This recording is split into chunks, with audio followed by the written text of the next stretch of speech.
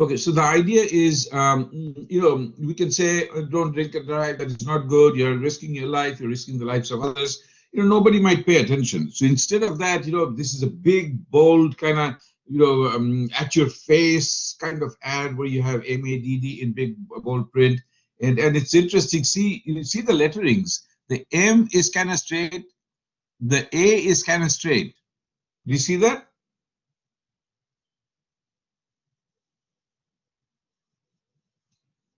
Okay, now look at the two D's. Look at the D's. What's the difference? Somebody speak up, don't text.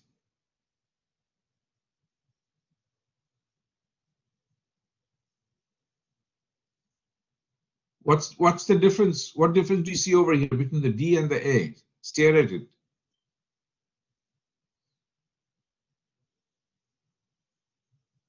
No idea? These are kind of distorted. Yep. The lines are jaggedy, right? Yeah. So if you have ever been drunk, or if you have ever, for example, consumed alcohol a little bit too much, basically the vision gets blurry, right? And what happens is basically, things kind of look like this. So it's very intelligently done,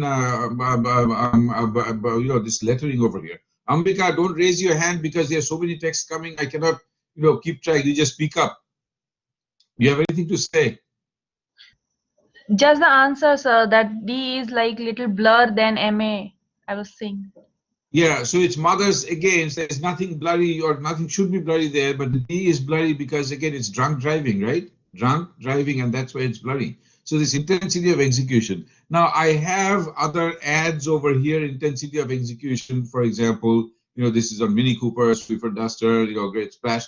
These are all like, they're saying some, giving a message, but they're giving a message in an exaggerated way so that we pay attention to those kinds of messages. So what I want you to do is, when you are watching TV, watch ads and monitor how exactly they're giving you the message. There are times when they say simple stuff, but they say that in a very exaggerated way. Okay, so that's the idea behind intensity of execution. So the thing that you need to keep in mind is, and I wish I could go and show you those examples, but because of lack of time, I cannot. Do you have these slides with the video links?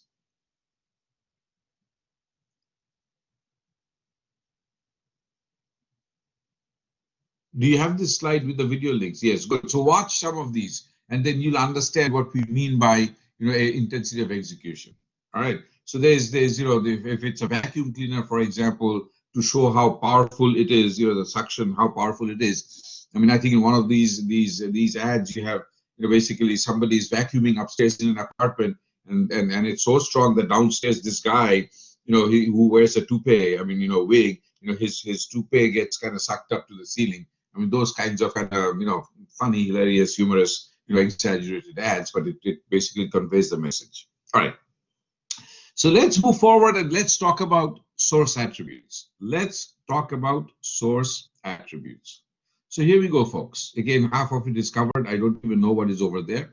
But, when you select a source attribute, okay, what you're asking yourself is, who should be the person to present our message?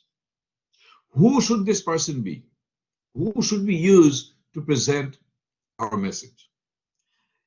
The one thing that you need to keep in mind when you're selecting the source for your message is that if you use another human being, please make sure that this individual is perceived as, and here is the word hidden, credible.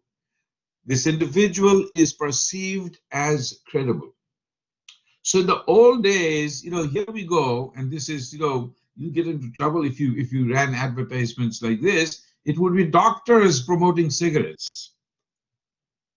So cigarette health doctor, basically, if a doctor says, Camel is good, or more doctors smoke Camel, then, they know about health, and if they're smoking Camels, it cannot be that injurious to health, which is obviously not true, but this is how, basically, in those days, things used to happen. Okay, let me give you another example. So when I fly, normally, if it's kind of not very short distances, but long distances or moderate distances, I have nothing to do, so I'll pick up the in-flight magazine and then I'll, thumb through the pages.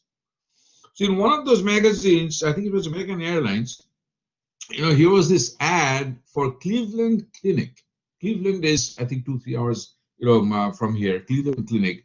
And if you don't know what this place is or what it does, it is one of the premier cardiac, I guess, surgery institutions in the U.S. Okay, and the ad was actually by a physician, a cardiologist, or maybe a cardiac, surgeon, who said, when I had my heart problems, I went to Cleveland Clinic to get treated. Now that's one instance where you go like, okay, this is basically a cardiologist, and when he had a heart problem, he went to Cleveland Clinic to get his heart kind of mended or taken care of. So if I had the choice, if it was an elective surgery, I had the time, maybe that is where I should be also going. That is basically the best place to go. So that's the idea behind credibility influencing consumer behavior.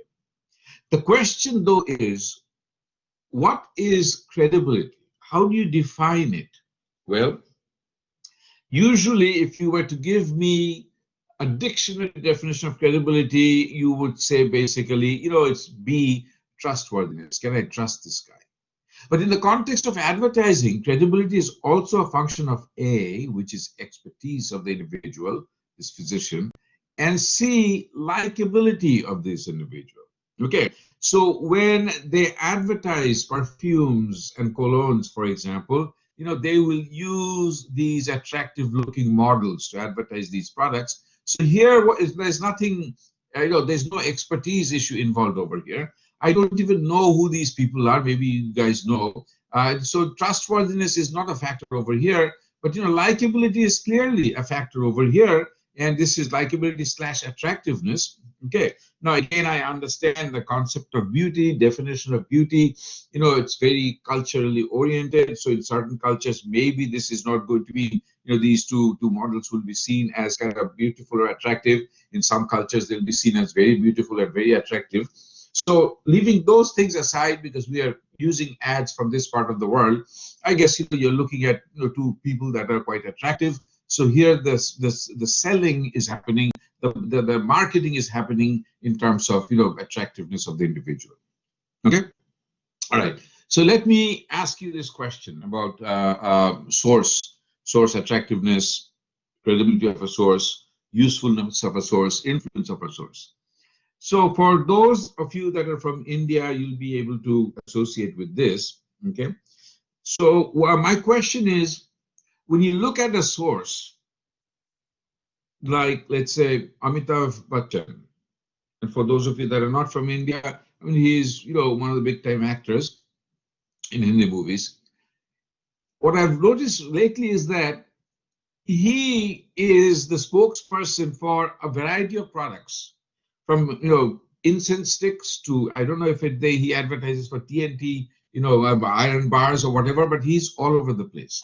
So I want you guys to tell me what your thought process is, what you're thinking about this individual who is seen as quite a trustworthy fellow, likable fellow indeed, but he's all over the place, from from let's say incense sticks that cost 25 rupees to things that might be costing zillions of rupees.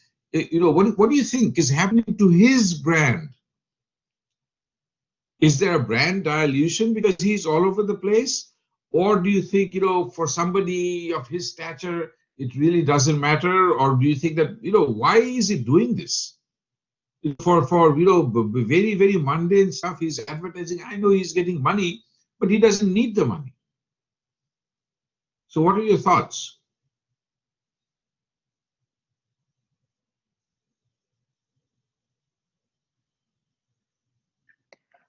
Sir, this is Maulik. Because Amitabh Bachchan wanted to see his face to the audience. That's why the audience can't forget.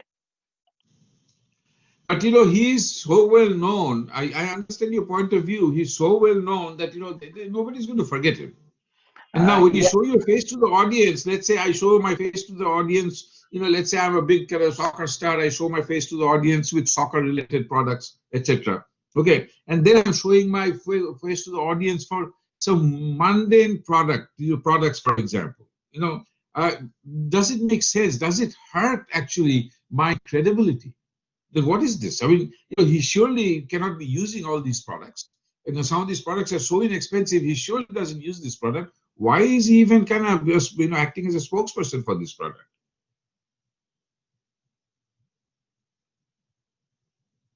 And does it hurt, for example, if I say, so let's say, I want to use, Amitabh Bachchan for this brand of cologne, or a brand of cologne which is targeted towards, let's say, people my age. Okay, because there is a fit between the spokesperson and the target market. And this is a very expensive, cologne. I mean, world famous cologne. Will I end up saying that, no, I'm not going to use this, this person, because he even advertises, incense sticks, all these cheap products. I don't want my product to be associated with him. Can he end up? Somebody says he loves money. Well, we all do. He might. Can he end up losing money in the process? So again, there are no, I guess, quick answers to the questions that I'm raising. But I'm raising these questions because I want you to think about this thing. So if, for example, there is, some famous Chinese, movie actor, and by that I mean both genders, or Iranian movie actor, for example, both genders, or Nigerian, or Ghanaian, or Bangladeshi. Think about these things. Think about these things, because if you ever go into marketing and you're developing all these creative strategies, whom to use, why we should use A versus B versus C, you need to think about these things, and think about these things very hard. Any questions on selecting the source attribute?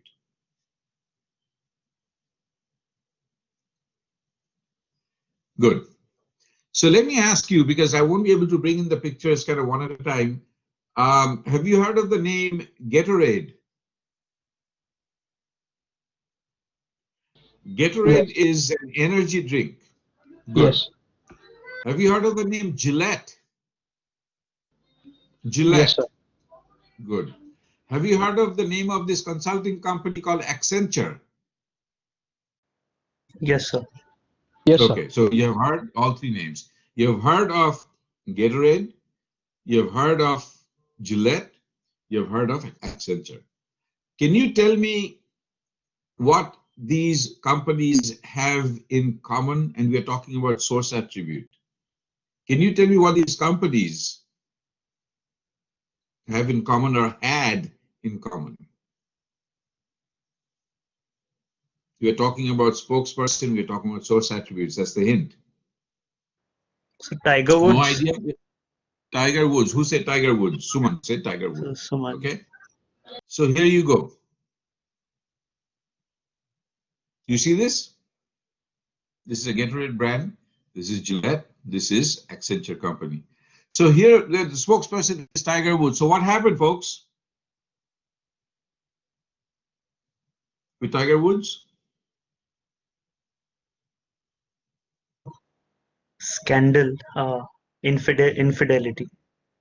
Okay, so scandal, infidelity. So I personally wouldn't judge anybody. What he does is his business, and his business or her business with her loved ones. Okay, but what happened was that he kind of did things that people thought were outside the norms of, I guess, human behavior. When you're married, you don't do these kinds of things, etc., etc. So if I have to use the terminologies that Suman used, there was this scandal, supposed infidelity. I don't know, so I'm not going to say yes, infidelity, supposed scandal. So anyways, as a result of which, basically, Gillette, Accenture, and Gatorade dropped him as a spokesperson. So the point I'm trying to make is that it could be a brand crisis for Tiger Woods. Tiger Woods is a brand, or for anybody else, right or wrong. Okay, it is the perception that matters, and so these companies actually dropped him like hot potato. You with me? Nike didn't, so there was some backlash against Nike, but Nike chose to stay with him. What is interesting is that this particular sub-brand that you see from Gatorade, it's called Tiger, they actually removed this product completely from the marketplace.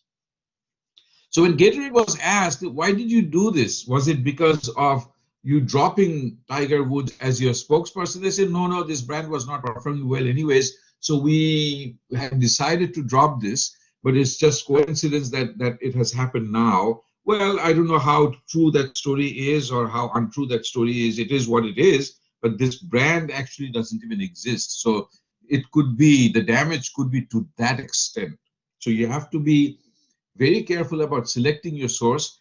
And of course, in your contract, you're going to write these things clearly that, if things, certain types of things that there are broad general terminologies that are there, if these types of things happen, then we will drop you as our spokesperson without any compensation, etc., etc., etc. Questions? Okay. So next example is, and again, I'm not going to try to hide this. Here it is, importance of source. So who's this guy?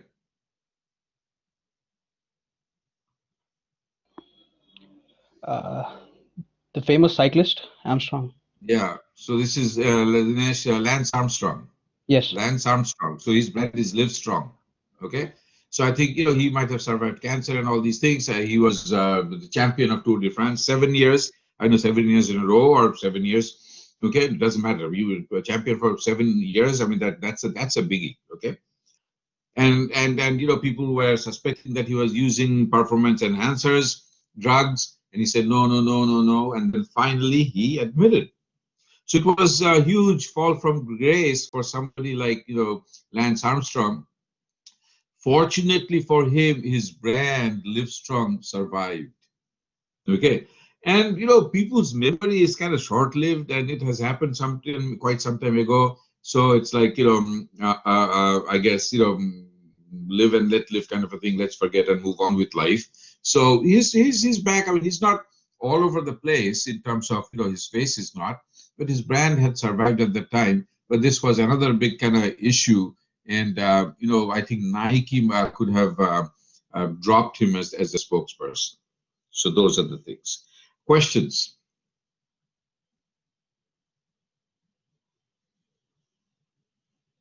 Okay, all right, let's move forward and let's look at the final, I guess, item on that, the creative strategy list. And this has to do with message format, okay? So here's the thing. When you look at a print message, you can divide that into 4 different segments. You have the headline, okay? You have the headline, then you have the copy, then you have the illustration, and then you have something that's called the signature element, okay? So copy, there's not much to explain, whatever is written there. Illustration, not much to explain the picture. So let's talk about headline, and then let's talk about the signature element, and then let's move forward.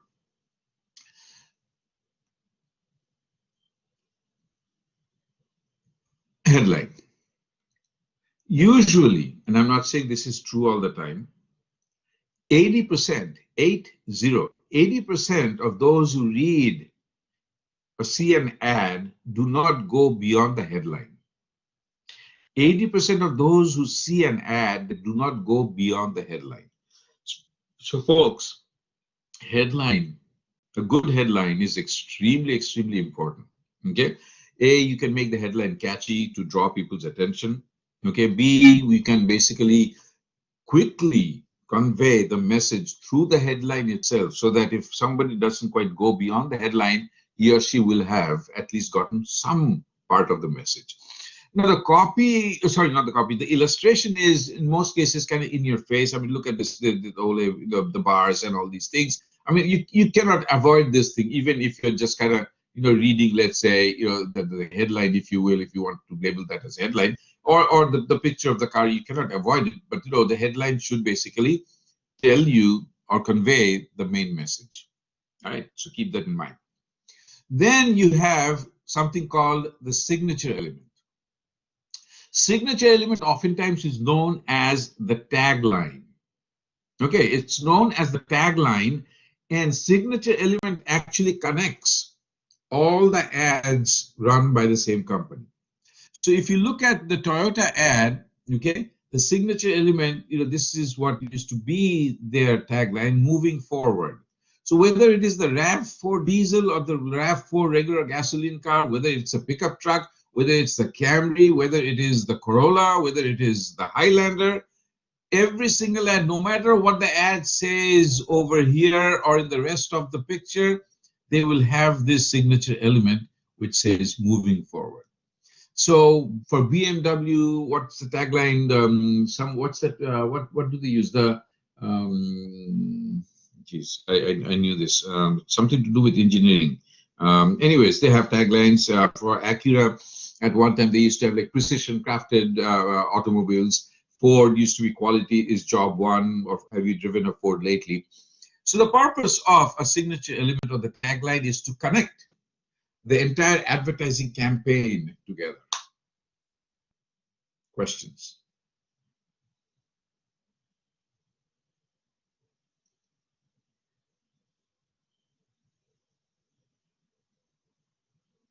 So what is the tagline for this Olay body cleansers?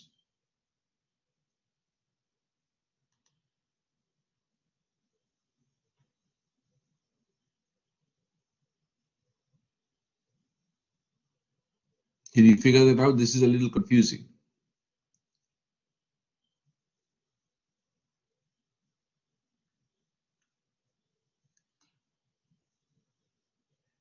Olay Ultra. I think the tagline is here, but it's pretty small.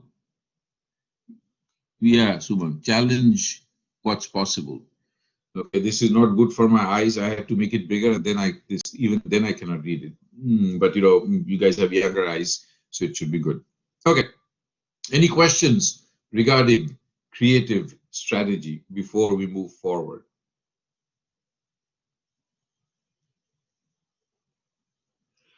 Very good. The class seems to be quite quiet. What is the signature? In Olay, right here. This is the signature line. Challenge what's possible.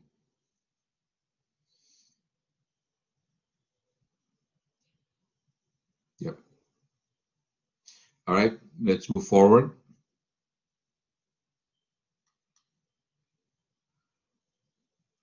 Okay, so I just mentioned that the class is quite quiet. So you know the difference between the two spellings, right? Between quite and quiet. Very good. Yeah, T-E-E-T. So oftentimes though, you know, people get confused. Just like, you know, when they talk about lose versus lose, I've seen many mistakes. So, and the two words where I still get confused is advice with a C versus advice with an S. So C is noun, S is verb. So please advise, what would that be? So, you know, think about those things. All right, folks. So let's move forward and let's look at media strategy. All right. So developing a media strategy is a two-stage process. It's a two-stage process. In stage one, you do what I call is your homework. So what is the homework you're doing first? You need to look at your target audience and ask yourself, you know, what's their media habit? Do they use newspaper? Do they read newspapers and listen to television news, etc., watch primetime TV? Or are they almost always on social media? Okay, so you need to figure out the media habit of your target audience. I guarantee you that the media habit for your age group is very different from the media habit for my age group. Okay, so you need to do your homework on your target audience in terms of what type of media they're being exposed to, number one. Number two, and you might say, well, geez, I mean, why do we want to do this now? You need to ask yourself, what type of product are we marketing or selling? The reason you need to sort of, you know what you're selling, all right? But the reason you need to revisit this issue or this question right now is that to sell or market some products, oftentimes you might have to demonstrate how to use that product. To market some other products, you might have to oftentimes give, you know, a lot of information in that ad to market that product. Okay, so if you have to demonstrate, let's say, how to use the product, basically, you know, radio advertising or print advertising, you know, they're gone. You have to do television advertising or video type, you know, social media advertising. So all of a sudden, by understanding what exactly you're trying to market, your media decision making becomes much, much, much easier. Okay. Finally, you need to also kind of revisit the issue of type of message. Is it an informational campaign message that you're going to give? Is it, for example, an emotional message that you're going to give? You know, how exactly do you want to kind of convey the central idea? You know, how exaggerated does the presentation have to be? All these will influence your media selection. So you will see, based on the answers that you have to these questions, all of a sudden you might be left with television and Facebook advertising, and that's it. All right. Or you might be left with like print advertising and basically, you know, brochures, for example, that your salespeople will carry when they go and approach a potential customer to discuss a particular product, as in, let's say, you know, in insurance products. So stage one is where you do your homework. Okay, you basically find out, you know, not find out, you figure out the media habit of your target audience and kind of revisit this. You also kind of revisit the type of product that you're selling and kind of ask yourself, okay, what type of message do we want to convey to the target audience? Are we clear on stage one of the media strategy development process? Very good. Hearing no objections, let's move forward and let's look at stage two, where we will do a little bit of math. Okay. All right. So here we go, folks. So we will look at, in stage two, measurement of media audience. And that's done in two ways. One is size, and the other one is, any idea? Distribution. One is size, the other one is distribution. So let's talk about size first for media, for print media, and then broadcast media, and then we'll talk about distribution of media audience. Are we ready? All right. So for print media, size is given in terms of circulation. For print media, size is given in terms of circulation. If you have a magazine sitting in front of you on your desk or on the coffee table behind you, pick that magazine up and go to the back page or the inside front cover. I guarantee you, most magazines will give you their circulation figures. If you look at the morning newspaper in your respective countries, respective towns, okay, I guarantee you somewhere it gives you the circulation size. Why do you think they care about circulation? Besides, the larger the circulation, the more money they make in terms of selling newspapers. Why do you think you need to care about circulation in the context of advertising?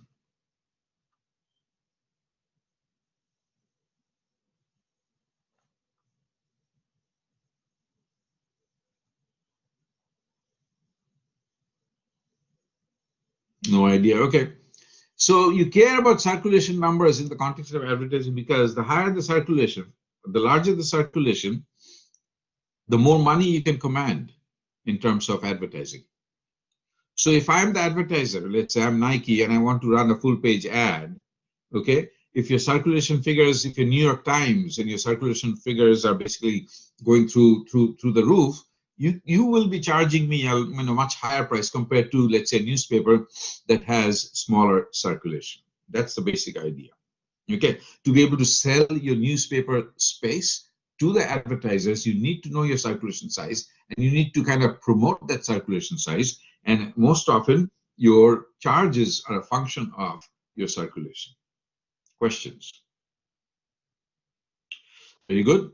Let's move forward and let's look at the broadcast media. And here, circulation is given in terms of rating points, which I think most of us have heard about. Okay, they talk about TRP. That's like total rating points, but rating points. And we will talk about share of audience. Okay, so what is rating points? Rating points is Rating points is defined as the percentage of television equipped homes. Okay, percentage of television equipped homes. This is the critical word. Tuned into a program. Percentage of television equipped homes tuned into a program. Okay. Share of audience is defined as the percentage of television viewing homes tuned into a program.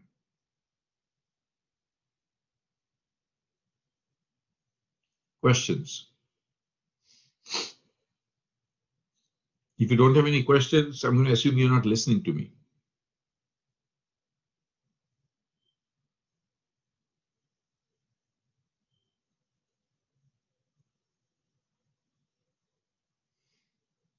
Questions? Go over circulation again. So we left circulation a long time ago.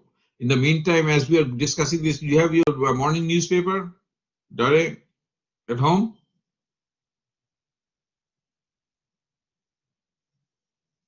Dare. Okay, how do you ask questions? Everybody is so quiet. Don't sit with your hands raised. Sir, Hai Yeah. is here.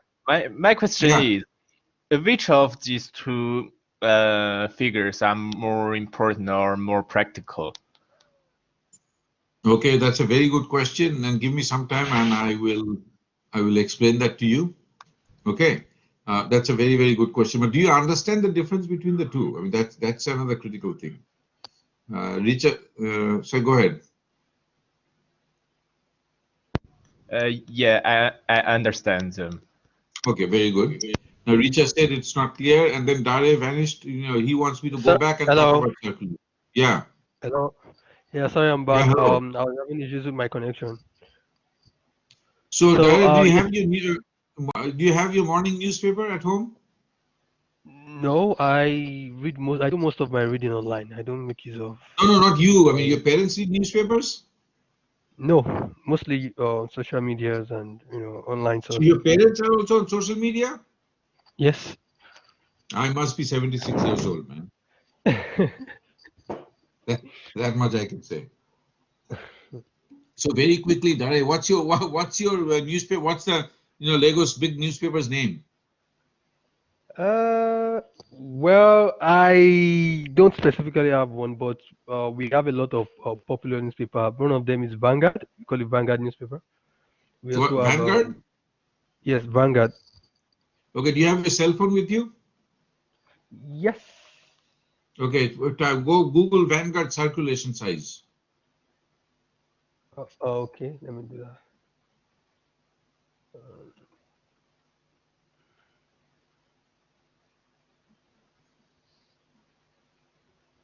Okay.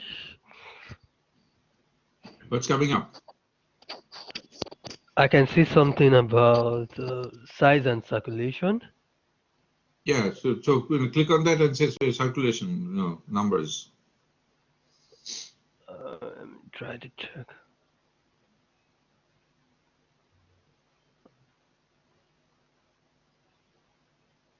Oh. It shouldn't be that difficult, but let me look at the screen now. Direct. Okay.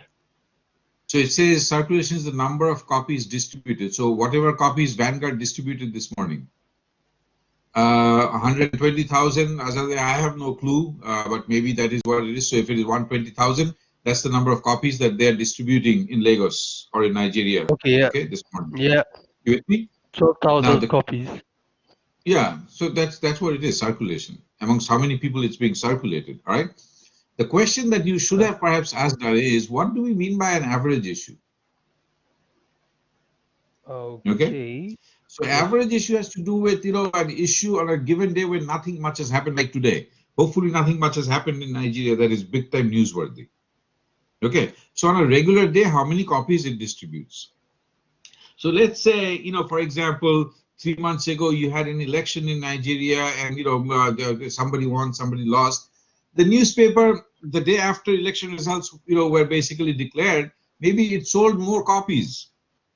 But that is not an average issue. It's basically the issue that was published after the election happened. So people were interested. So many more copies were sold. You see? So, we don't pay attention to those numbers. We pay attention to the numbers basically on an average day, on a normal day, how many copies were sold. So another example could be, let's say, when 9/11 happened in the US, newspapers the next day or the day after, sold many more copies than they would on a regular day. So we don't want to count that number to judge basically a newspaper circulation, because that is an extraordinary event that has happened. So you have to look at the number of copies that newspaper is selling on an average day, regular day. Okay. So let's move forward and let's talk about rating points and share of audience. And our friend from China had asked a question, which one is more important? But let me first explain what it is, because Richa said it's not clear. So Richa, what's not clear about rating points and share of audience?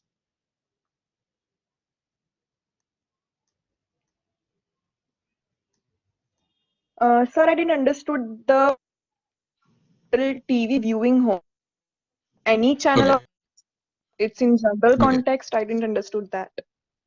Okay, so let's keep it very simple. Let's assume that in India there are 100. See this 100? 100 homes with television. You with me? Yeah. Okay, just one, I guess, home, one TV, and there are, India is a sparsely populated country. There are only 100 homes, and 100 homes have 100 TVs. Are we good? So when we say percentage of TV equipped homes, basically it's 100 homes equipped with television. You with me?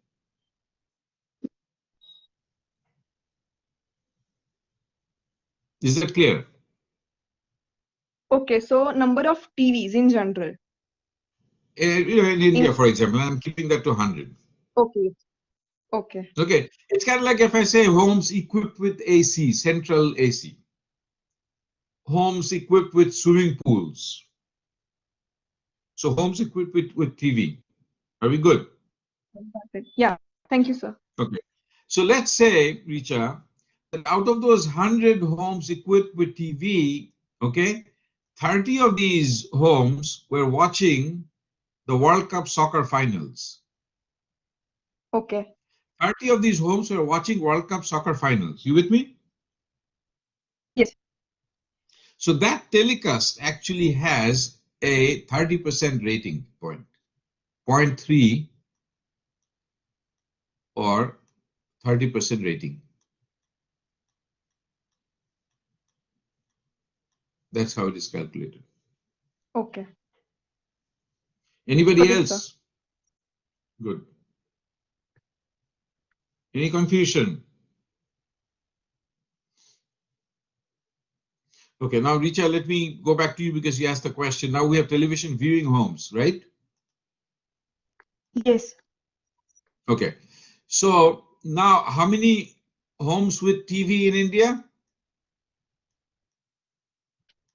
I guess Still 100? 70%. No, Yeah, no. that's 100. Yeah. 100, right? Okay. Yeah. Now let's say on that given day, okay, 50 of those households were not viewing or not watching TV. They went out because it was such a beautiful day. They all went out picnicking. You with me? Yes. Okay. So they went out picnicking. All right. So how many households were viewing TV now? If 50% of this is 50%. gone, so basically, Remaining. so we have 50 households now viewing TV. You with me? Yes. Okay. How many were watching World Cup soccer finals? 30%, 0.3. No, no. How many? Just give me the number of homes watching. 0.3 is the rating. 30. 30. So out of 50 that were watching anything on TV, some were watching movies, some were watching, these serials, some were watching golf. 30 were watching World Cup soccer final, right? Yes. So 30 out of 50, that is now 60%. You with me? Yes. That is the share of audience. You see, read this, share of audience. Out of those that are watching anything, What is my share? My being, me being World Cup soccer final. Yes, sir. Questions?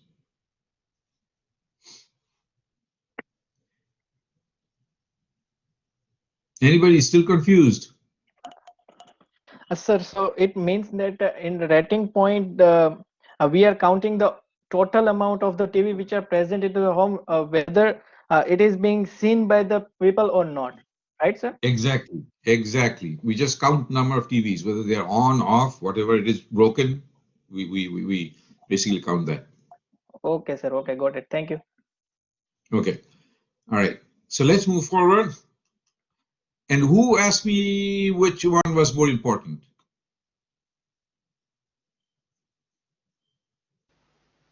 I think it was when Me, sir. Hanyu. Yeah, Okay. yeah. So Hanyu, I mean, here, this is an example, but let me tell you this, Hanyu. Usually, TV time for ads is sold on the basis of rating points. Because rating points basically is a more conservative number. Okay, so it's sold on the basis of rating points. So let me explain this to you.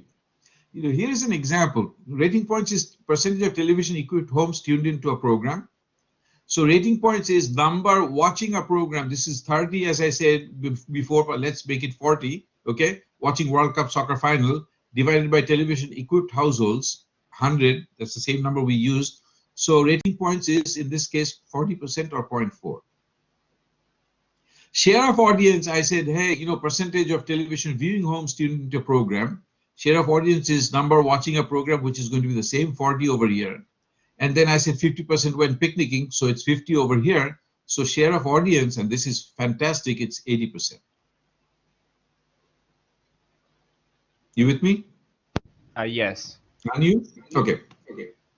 Now, look at this, Hanyu. Share of audience can be determined only at the time when that event is happening, right? Because that's when you know how many TVs are on versus how many TVs are off. Are you with me? Yes. So you cannot beforehand determine what the share of audience is going to be. So beforehand, you can only determine rating points. Okay. So television time is sold on the basis of rating points. You with me? Yes. Okay. So let's say you're Coca-Cola and you buy TV time, space, whatever on the basis of rating points. Okay. And you know that basically that it's likely to be 40% rating. And then you see that the share of audience is much higher, you're happy. Now you can also argue that when it says watching a program, you don't know what the rating is going to be till people start to watch the program. Okay, and I'll give you that. But you can sort of make a guesstimate on the basis of what happened last time. Okay, so there's a little bit of iffiness over here, but normally what happens is you basically buy on the basis of rating points, and then also you look at what is the probable kind of share of audience, and you make a judgment regarding both, and then basically you set your prices on the basis of these two factors, and then the buyers will buy basically looking at these two factors, and there's a little gray area in between, but that's how the business is done. Questions? Yeah, so basically the rating points is more practical is because it can show the whole community of the TV equipped homes, right? Yeah, because this is not going to change. You see, that's a very good point. Let's see if I can. So this is not going to change. This is constant, right? This might fluctuate a little bit, but in this case, this will fluctuate a little bit. This can fluctuate, who knows how much. So at least from that perspective, here it is. Okay. Yeah. I got So it. Thank Sandra, you. you said you buy on the basis of rating points? Yes, Prof. Speak Mostly, up, please. What do I you said buy? Who do you work for? mostly like even movies, when I want to watch a movie, rating points. That is the first thing I'll check before I buy products. Yeah. No, that's, I think you're talking about rating, movie ratings, 5-star, 4-star, right? Yes. No, this has nothing to do with those. Oh. No. Okay. Yeah, be careful. I mean, otherwise you just lost like 2 points on the exam. So then it's a two different animals. Yeah, one is a Okay. lion, the other is a tiger. So please, I mean, this has to do with basically rating points of a program, not rating of a program. Okay. Now, there could be a Sure. connection between rating and rating points in the sense, World Cup soccer final, we expect it to be really good. So people are excited, give a 5-star rating based on previous World Cup soccer finals. So the rating point, goes through the roof. But these are Okay. two different animals completely. Yeah, for a Okay. while I thought you Okay. work for an advertising company and you're buying, you're buying media space or media time. So, okay, all right. So are we good? Thank Let's you, move Prof. forward. Yep. All right. All right. So now we're going to look at measurement of media audience. We're going to talk about distribution. Distribution is given in terms of reach and in terms of frequency. When it comes to reach, you simply count the number of heads. You count the number of heads, number of people exposed to an ad within a certain time frame. Number of people exposed to an ad within a certain time frame, no duplication. If Sandra has seen that ad twice, because that magazine is sitting on a coffee table and she has nothing to do, bored with life, and she's flipping through the pages of that magazine, okay? I am not going to count her as 2 or 3 or 4 just because she has seen the ad 2, 3, 4 times. I'm just going to count her as Sandra. No matter how many times she has seen the ad, I have reached only Sandra in that household. Her husband is not counted, her son is not counted. Frequency, on the other hand, is the average number of times the target audience is exposed to an ad within a time frame. Now, I have some examples of reach that we will go through, so let me talk about frequency over here. So let's say I'm running this ad in this weekly magazine. Let's say basically I'm running it for a month. So person number A has seen this ad 4 times. Person number B has seen this ad 3 times. Person C has seen this ad, let's say, 2 times. 4, 3, okay. And let's keep it at that. So basically what we do is we add these up. 4 plus 3 is 7, plus 2 is 9, and then we divide that by 3. So it gives us 3. So basically, frequency is the average number of times the target audience is exposed to an ad within a time frame. On the average, this target audience of 3 people, they have seen this ad 3 times, even though one person has seen it less, even though one person has seen it more. On the average, they have seen it 3 times. That's frequency. Questions?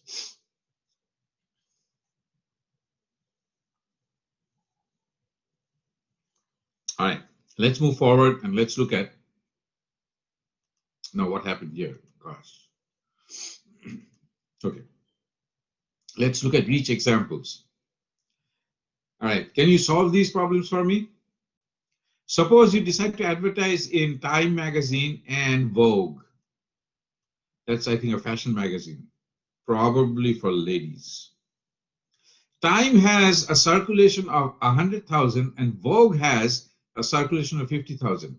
Assuming there is no overlap of readership between Time and Vogue, what is the total reach? Somebody.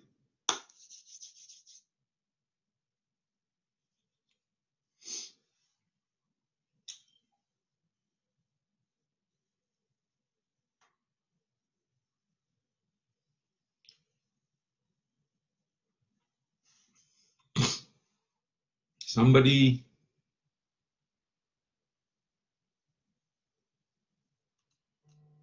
$150,000. Yep. So, okay, how do I remove all these chats? Okay. Yeah, I got it. Hold on. So basically, this is the circulation for Time. It's a bad circle, but circulation. This is 100,000. You with me? Plus this is the circulation for Vogue. This is 50. There is no overlap in terms of readership, so we just add these two and we have 150. We haven't counted duplication. Questions?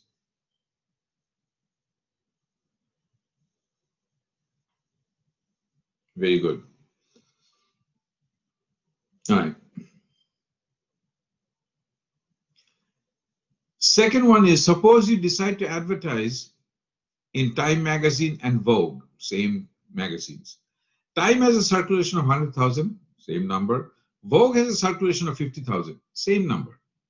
Assuming that 50% of those who read Vogue also read Time, what is the total reach? Ladies and gentlemen.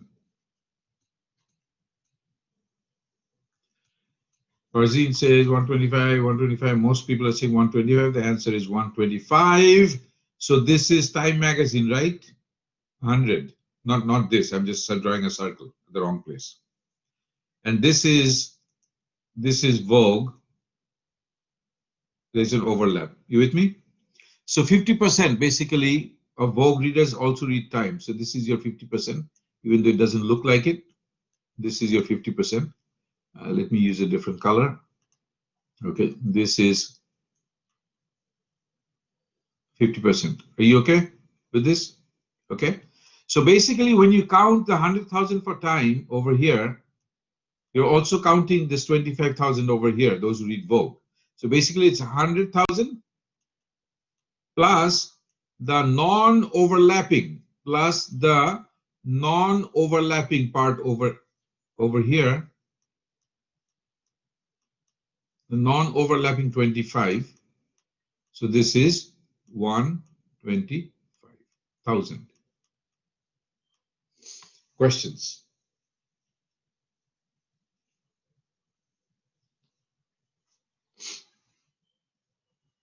Good. So let's move forward now and let's look at, oh, here are the answers.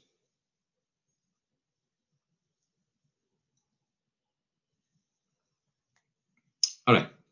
Now let's do a little more math, and then we will make a transition to sales promotion. So now we'll talk about media strategy. Well, not talk about media. So we're still in media strategy. Now we'll talk about media cost. You can compare cost across media. Okay. So let's say TV versus magazine. Or you can compare cost within a medium.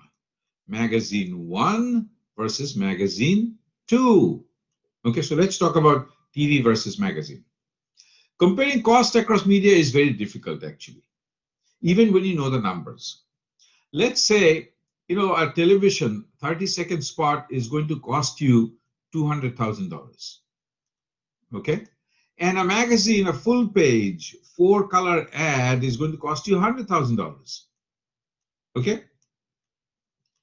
So if I ask you, where should you advertise? You might say, it's cheaper over here. Let's advertise in magazines. Okay. So, the answer may or may not be correct. Because you see, TV might have a greater reach, for example. Magazine, on the other hand, might have a smaller reach, but then it's sitting on your coffee table. Maybe the frequency would be higher because, Sandra has nothing to do and she's, going through the magazine and she goes to the ad instead of once, twice or thrice or 4 times. The other assumption that you're making when you just compare these numbers is that the effectiveness of a 30-second TV ad, the effectiveness of a 30-second TV ad, and TV ads are mobile, basically it's visual, is going to be the same as the effectiveness of a magazine ad, which is static. Okay, and that might not be the case. So this is going to be a difficult choice for you guys in terms of where we should basically, which is cheaper to advertise in. Okay, so we'll leave it at that because this is not an advertising class. Let's move forward and let's talk about comparing cost within a medium, comparing, let's say, magazine 1 versus magazine 2. So here is the formula that you need to memorize for your exam. CPM, which has nothing to do with the Communist Party of India, okay, It's actually cost per, M stands for 1,000. And I think in Latin, probably, that is what it means, millennium, something, that connection. Cost per 1,000 is cost times 1,000 divided by number of targets reached, or number of individuals reached in the target market. Are we clear on this formula?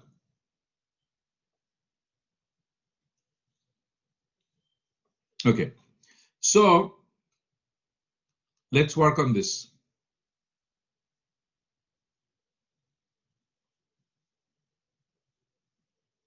I have done it over here already, so there's no point. I cannot hide it, but I guess because we don't have time. So let me just go through this. Suppose it costs $40,000 to advertise in Time Magazine T, and $50,000 to advertise in Sports Illustrated SI. Through T, you can reach 1 million people in your target audience. Through SI, you can reach 1.3 million people in your target audience. Which magazine should you advertise in?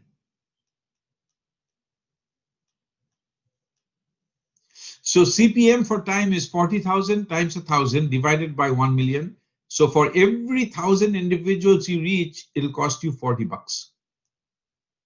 If you were to advertise in Sports Illustrated, it's 50,000 times 1,000 divided by 1.3 million people. For every 1,000 individuals you reach, you're going to spend $38.46. So given that the target audience is exactly the same, if you were to advertise in Sports Illustrated, you would be saving $1.54 for every 1,000 individuals you reached, and therefore you should advertise in Sports Illustrated. You should advertise in Sports Illustrated because on a per 1,000 people basis, it is cheaper to advertise there. Questions? So take a look at it, stare at it, and then let's talk.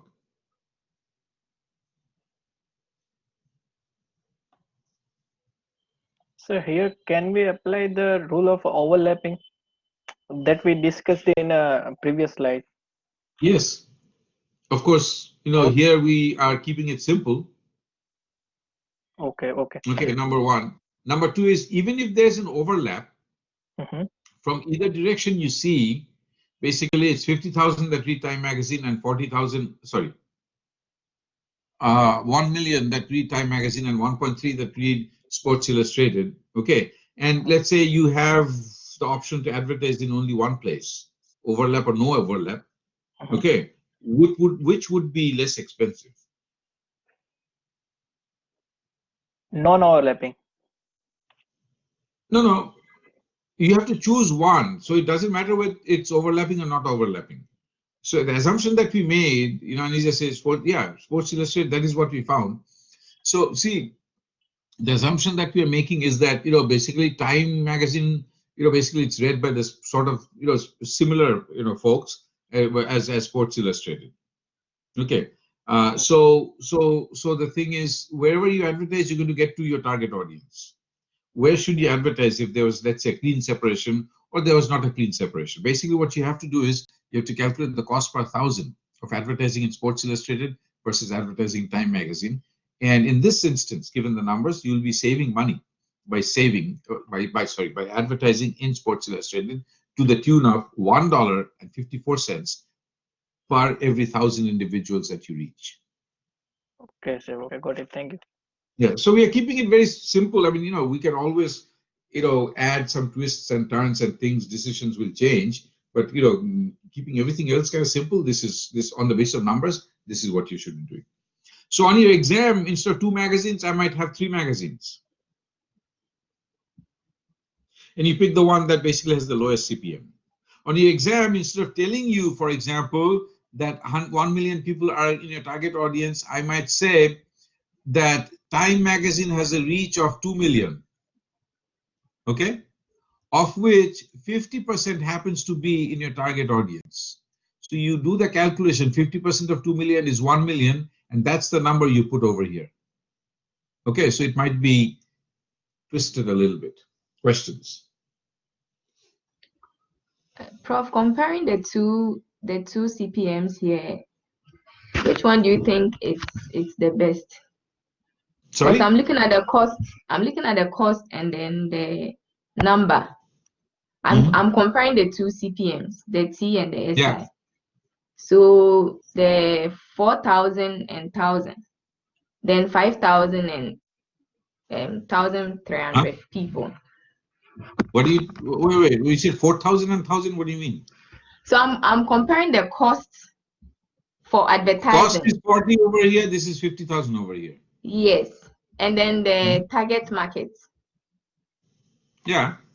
You Yeah, reach if the you same target market, but you reach, cost is less, but you reach fewer people. Cost is more, you reach more people. cost is more. Okay. Okay. Yeah. So Now, Sandy, if you say I don't have $50,000, your 40 is all I have, then you don't have to do any math. Just go with Time Magazine. But I'm okay. assuming you have at least $50,000. All right. So in exam, do you have to choose the SI if in case you I want don't know us if to it's going to take be the SI or one? not. You need to see. Basically, here's the idea. Everything else being equal, you basically advertise, where the cost is lowest. That's the basic idea. Okay. Okay. So Simple the business. first one is the best. Okay. All Okay, right. so let's Thank move you. forward, and we have reasons for this. Let's skip this slide. So what we'll do is basically, oops, what happened over here? How do I get it? Okay, so we're going to skip that slide, and then we will go into add files. Let me add files. Let's take a 5-minute break, and then let's come back. Marketing overheads. Hold on. 20. Okay, Dare, go take a break, go drink some coffee, then come back, ask questions. Okay, sir. Yeah, actually, what happened was that I lost connection for a bit, so I missed a lot of things. So I I was don't know. just trying That to. is not good. You should vote your government out of power so that you get better connection. Yeah, well, I don't know if connection has to do with location. I don't know. Maybe it's just, I don't know. Sometimes my connection works very perfectly, but sometimes it just, I just have issues. Yeah, that's like my Sometimes. brain. Sometimes it works very quickly. Sometimes my brain doesn't work. Yeah. Well, I've been trying to, go through some of the things you said. Uh-huh. I'm just trying to look through, But my only point of confusion so far, I think, is um, where you were talking about rating points and share of audience. But I know you took a lot of Okay, time so we'll explaining that. discuss that after the class is over because I want to take a little break now, 5 Okay, minutes, no, go warm no up my problem. coffee. Otherwise, I'm No going to lose problem. my voice. Yeah, Okay, and no problem. No problem, sir.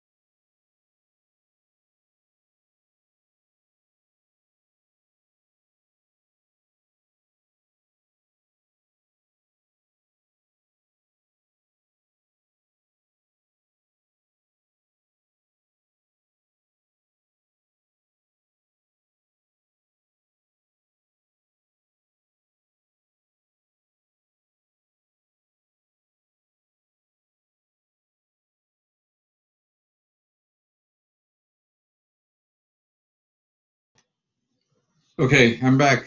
What's up, Dare?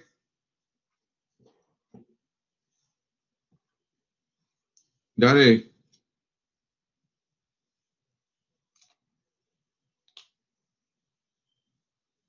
Thanks, Shavina. Dare, you had a question?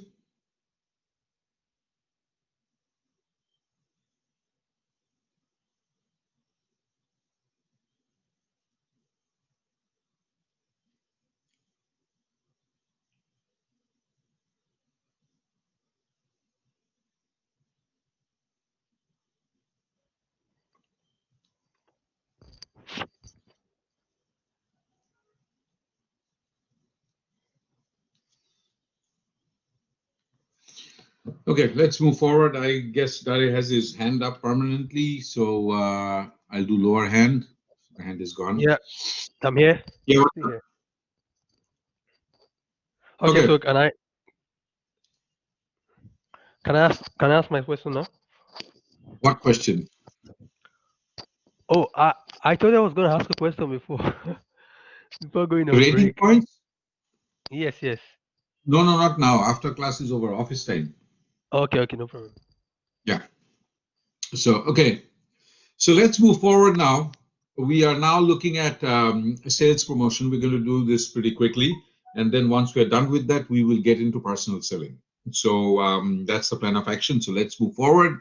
This is going to be a pretty straightforward kind of lecture. So sales promotion, as I mentioned before, when we started to discuss promotion in general, it's essentially a program of limited time and special offers designed to achieve quick results. Okay, so sales promotion is a program of limited time and special offers designed to achieve quick results. That should be over here, it's covered. So I also mentioned, excuse me, I also mentioned, when I defined sales promotion briefly, last class, I guess, or the class before, normally sales promotion plays a supporting role. So it supports advertising, or it supports personal selling. Okay, so it plays basically a supporting role. Now that doesn't mean that you cannot ever use sales promotion by itself to basically market or sell a product. I'm never saying that, but usually it plays a supporting role. So here are some random kind of ads, sales promotion ads that you see over here. So let's move forward and let's talk about, objectives of sales promotion. First, we'll talk about objectives of sales promotion as they relate to consumers like us, and then we'll talk about objectives as they relate to business type of situations. So again, over here we have, I guess the PowerPoint slide is messed up because of reformatting. But here are the three reasons. The first one is to get non-users to try the product. Non-users to try the product. So, Match.com, for example, it says free trial. Okay, if you're interested basically in finding a partner, you go here, but then initially it's free trial. If you haven't used it, come try this and see if you like it. Or it could be some kind of a discount that is given, say 50%, all right? And that's basically, they're trying to get non-users to try the product. The second objective of sales promotion is to keep customers loyal.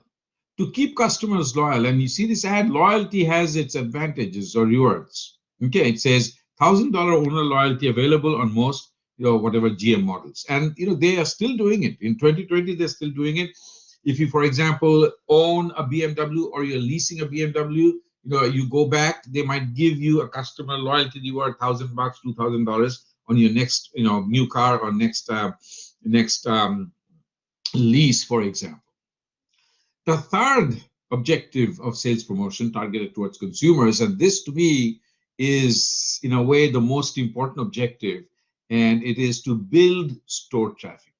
To build store traffic. So you have all these hoopla about promotion, sale going on and all these things, and the idea is to build store traffic. So have you heard of Black Friday sales in the US? Yes, sir. Yes, Okay. So majorly the world is electronic side.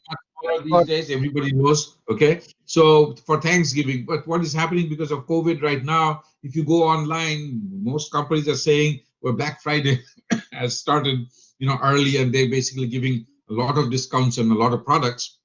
But essentially, initially the idea was to build store traffic. They'll come, there'll be certain items on sale, ridiculously low prices, but people will come in.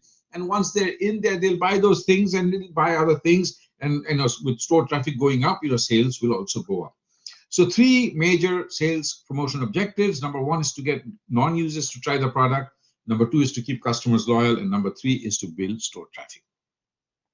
From a business to business perspective, here are some of the objectives of sales promotion. The first one is to encourage stock buildup.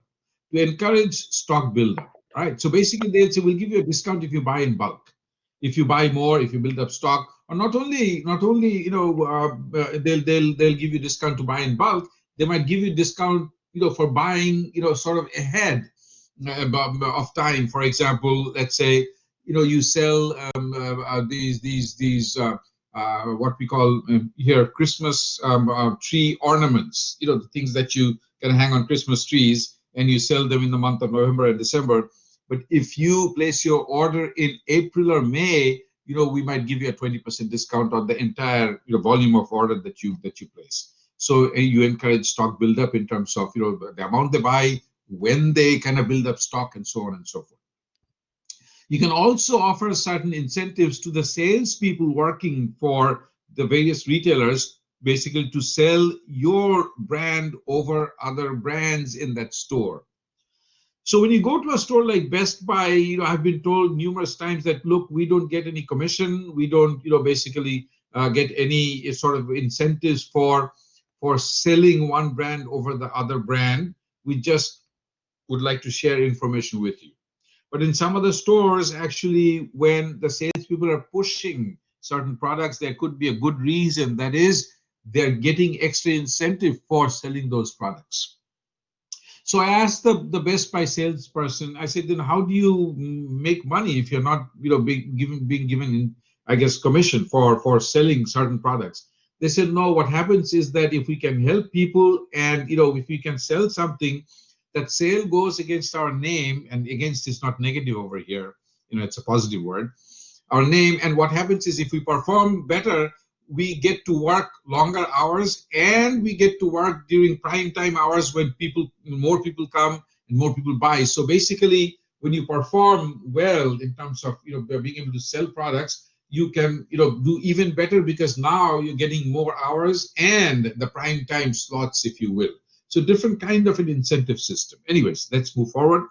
The third objective is to basically, get a special display for your products. So if you go to a grocery store, you have these aisles that you see over here. Here are the aisles. But then here you have the end of the aisle display, kind of facing you straight. Okay, these display positions come at a cost. Okay. The manufacturer is paying the retailer to get these types of prominent end of the aisle displays. So essentially, that is also basically sales promotion. That is, I'm going to give you extra incentive, Mr. Retailer or Miss Retailer. This is how I want my products to be distributed. Sorry, displayed. Finally, I said distributed because I was reading this word at the same time. Finally, you give retailers and wholesalers incentives to improve distribution of your product. To improve distribution of your product, if it's a new product, for example, that you're selling, your new company, why would Walmart carry your product? They don't know if it's going to sell. Why would any retailer, for example, carry your product? Why would any distributor distribute your product? Well, one reason they would do is, well, the product quality is good, and you have, I guess, proof that the product quality is good, and you show marketing research results that people like this product. But the other thing that will basically make the wholesaler, the distributor, the retailers carry your product is the I word, which is incentive. So because it's a new product, you might give them a greater incentive than, let's say, what existing products or brands or companies are doing. So oftentimes, incentives are given to improve distribution of products, particularly when those are new products. Questions? Very good. So let's move forward and let's look at the various types of sales promotions. All right. So I'm not going to go into a lot of details on these things, but let's talk about these. So one type of sales promotion is coupons. Okay, and we'll talk about advantages and disadvantages of couponing. Then we'll talk about premiums, we'll talk about tie-ins, contest sweepstakes, and so on and so forth. So let's move forward and let's look at these one at a time, or most of these. Okay, so here we go, folks. First is coupons. So we know how they look like. I don't know if you have these things in India, Bangladesh, Iran, China, Nigeria, Ghana, but we have these over here in US and Canada. So you clip coupons and you take these, or all, sometimes the coupons are already clipped because they come in the mail. You take them, and oftentimes there's a decent amount of savings actually if you use them judiciously. The advantages of couponing is this is interesting. Selective reduction in prices. What does it mean? Selective reduction. Okay, let me explain. When you go to the mall and you go to a department store, okay, let's say in India you go to this place, Shopper Stop, and it says save 40%. You with me? Save 40% on these, men's shirts. Okay. Every single person that walks into the store and is interested in buying those shirts will have to be given that 40% discount. So I go in, Dinesh goes in, Suman goes in, Malik Kumar goes in. Shopper Stop has to give us all 40% discount. You get it? Okay. Now, selective reduction is, let's say Shopper Stop has actually mailed 40% of coupons to Suman and to Dinesh, but it hasn't mailed it to me. And that's perfectly legal. So when they go in, they get their 40% off, but when I go in, I don't get it. Because now it's basically the reduction is happening through the coupon method. So you can offer selective reduction. What that does is basically you don't have to give 40% off to everybody, so you end up saving some money in the process. You get some people excited, they come in and they buy, and people like me, they will go in, and if I need a shirt, I'll buy the shirt. I'm not looking at saving 40% off, so I buy mine, they buy theirs at reduced price, so overall they make money. But they don't lose 40%, quote unquote, lose 40% across the board. Questions? Okay. The second thing that happens is advantage from the manufacturer's point of view or farm's point of view, that studies have shown that couponing actually increases consumption of the product. Because you have a coupon, you might buy an extra. Sometimes they save $2 when you buy 4 cans of soup. So what happens is that, we were planning on buying 2 cans of soup, but then you are not going to get any discounts. If you buy 4 cans, you save $2, so you buy 4 cans. And then what happens is, you have the cans sitting in your pantry, and you're not going to let them sit, forever. So you're going to basically open them up and you're going to eat it. So consumption basically goes up. Does it happen all the time across the board for all products? No. Does it happen at times for certain products? Absolutely, yes. Okay, so that's the basic idea. The disadvantages of couponings are misredemption. This is no longer an issue because of electronics, because the products are scanned, the coupons are scanned. If there's a mismatch, then basically, they won't accept the coupon. But then, people can abuse those things, but sometimes this is not abuse. So I'll tell you, give you my example. So a couple of months ago, I bought this coffee brand that I'm kind of loyal to. And there was, basically a stack of coupons hanging from the shelf. And it said, I don't know, 40% off or something like that. So I took that coupon, and during checkout, they said, oh, but this is an expired coupon. So I looked at that, and it is an expired coupon, but I said, look, you had it over there, you didn't remove it, so it's not my fault that I got it over here, and I'm expecting to get this discount. And stores over here are very conscientious about that. They said, okay, fine, because it was there, it's our fault, we'll give you the discount.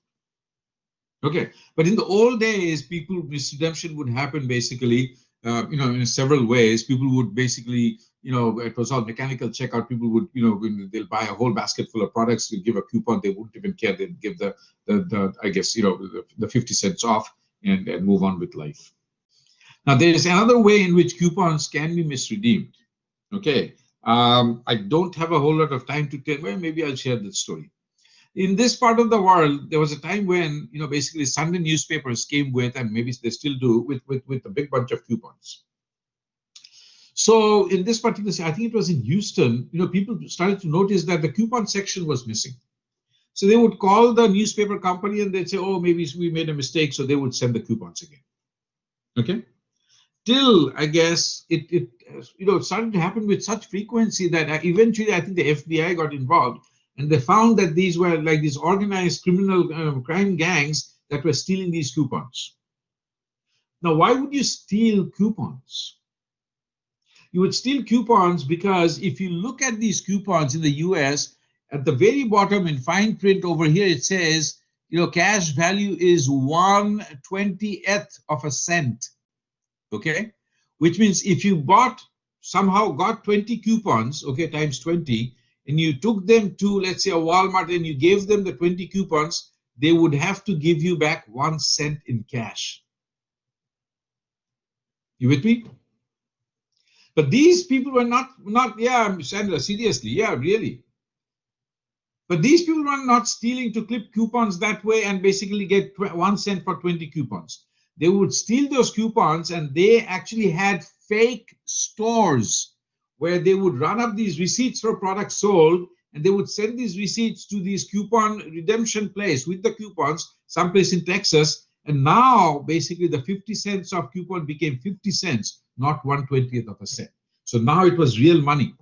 So finally, there was a crackdown, and these gangs were caught, but it's a huge loss that had happened because of misredemption. Coupons can be expensive. I just mentioned how it can be expensive because somebody has to be paying real money even when it's not misredeemed. And the other bad thing is that, I'm a loyal person to the coffee that I just mentioned. It's Brazilian coffee, very, very good coffee. Maybe next day I'll show it to you. Okay. But because I have a coupon, I am using it. If I didn't have the coupon, I would have bought it anyways. Okay. So they have lost a little bit of money because a loyal customer has used basically that coupon. All right. Let's move forward from coupons and let's talk about sampling premiums. Okay, so premiums come in two types. One is self-liquidating premium, the other is free. So Christmas season is coming up over here. So what will happen is a lot of these, this is whiskey.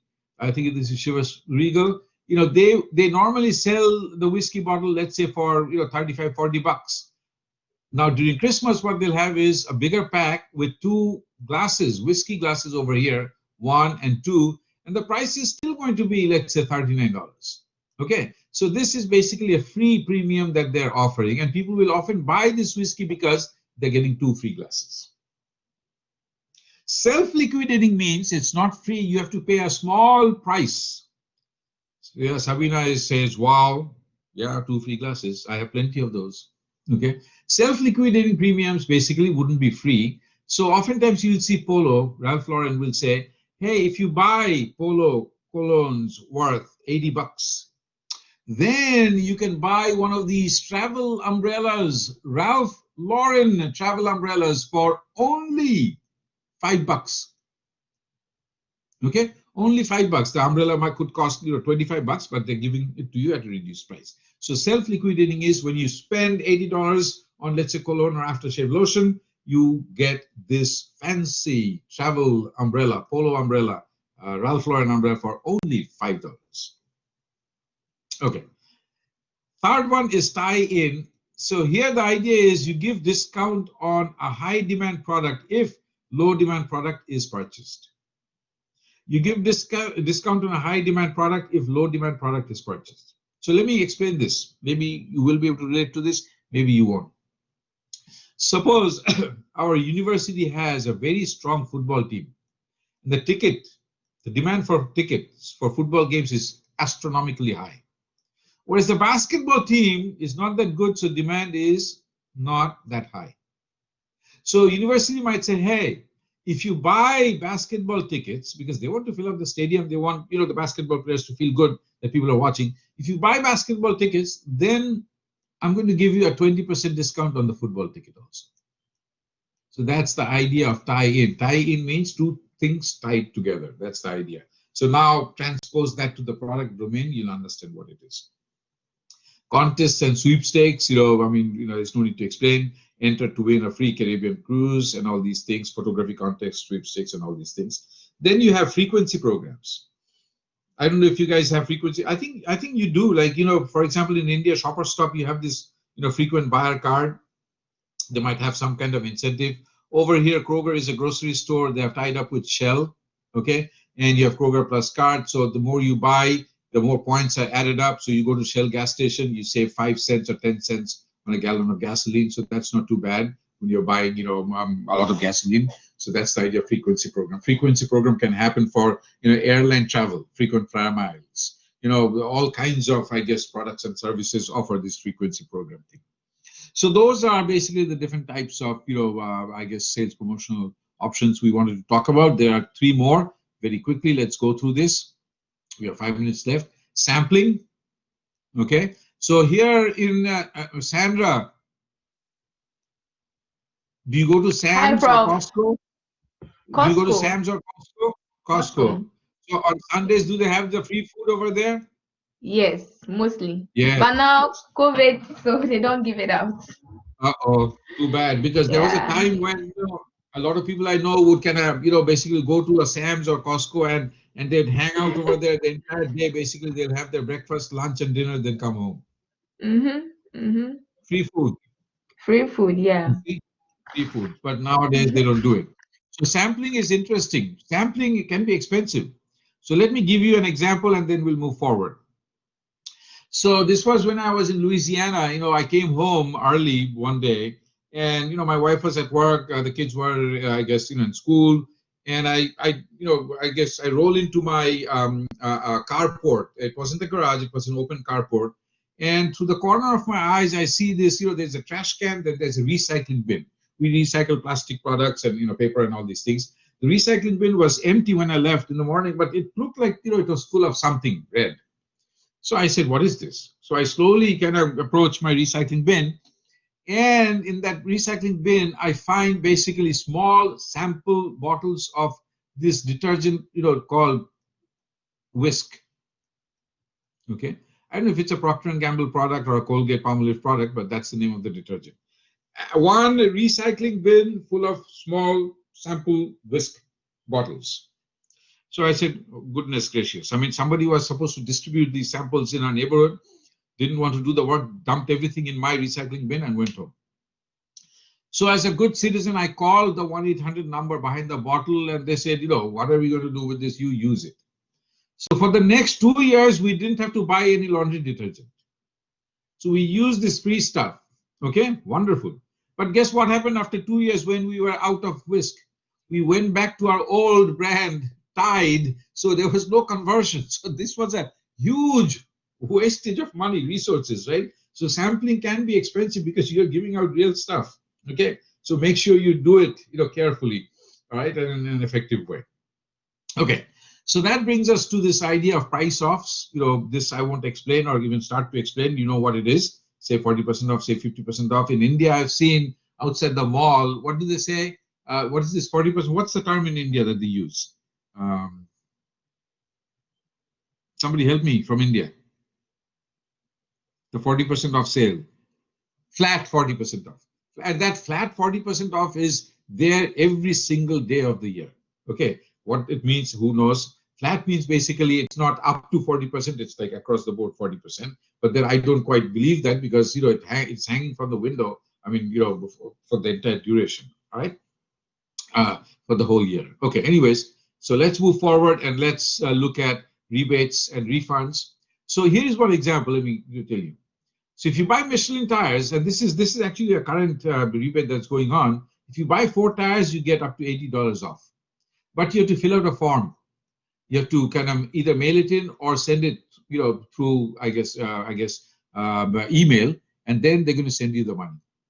Now, can you tell me why they are not just giving you the $80 off discount over there? Why is the store not dealing with Michelin? Why do I have to fill it out and get my money? Any idea?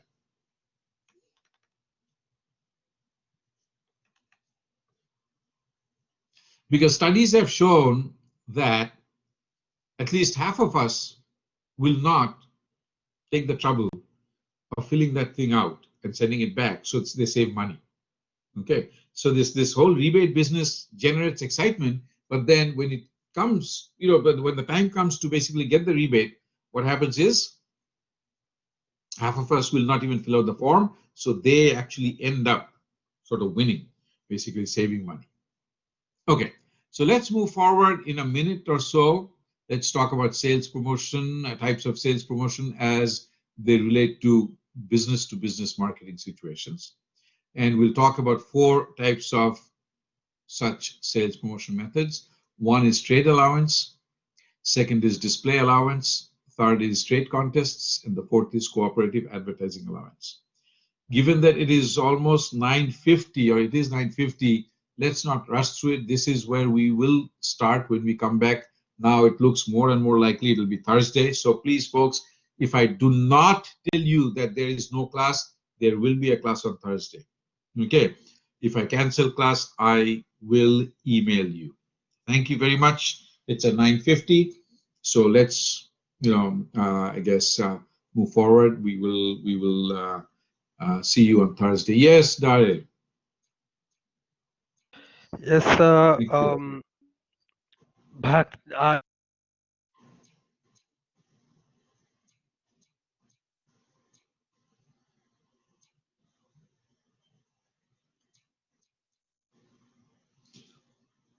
All right, everybody, take care. We'll see you soon.